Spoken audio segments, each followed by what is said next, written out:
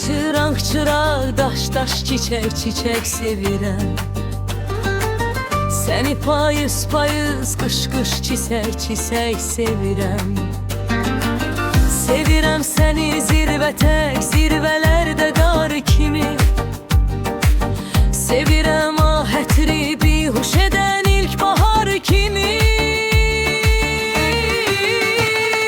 Yay fəslində özün kimi qonaqların bəxtəvər. Bisrıqandan günəş gülür, gülür nazlı şəfəqlər.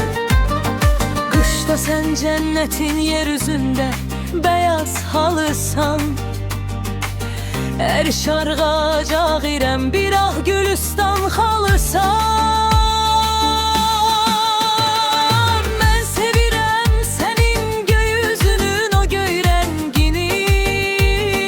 Kəklik otu dəniz olan məxmər güney rəngini. Əziz xarı bülbül bu dünyada sülhün rəmzidir. Bizə azadlıq bəxş edən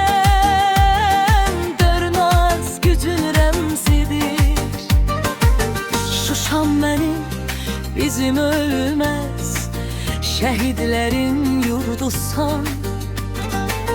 Qayalara kəmənd atan igidlərin yurdusan. Sevirəm səni mən vətən ocaq kimi, yurt kimi. Qaranlığın bağrın yaran işıq kimi, ot kimi. Vuran qəlbi sənsən, bu ölkənin görən gözü sən. Göstərirsən lakmus kimi əyri ilə düzü sən. Sən ey uca bayraq ucalarda ucalan Şuşa. Qartal kimi qanat gərən haqdan güc alan Şuşa. Sən xalqın eşqisən, sevgi dolu təmiz gəllidirsən. Tanrıdan aşağı qalan hər varlıqdan qəlbisən. Mən də sənin eşqin ilə coşub daşan bir insan. Səni sevən qəlbimə bir ərməğansan Tanrıdan. Bir ömür bəs edərmi tək səni vəsf eyləməyə?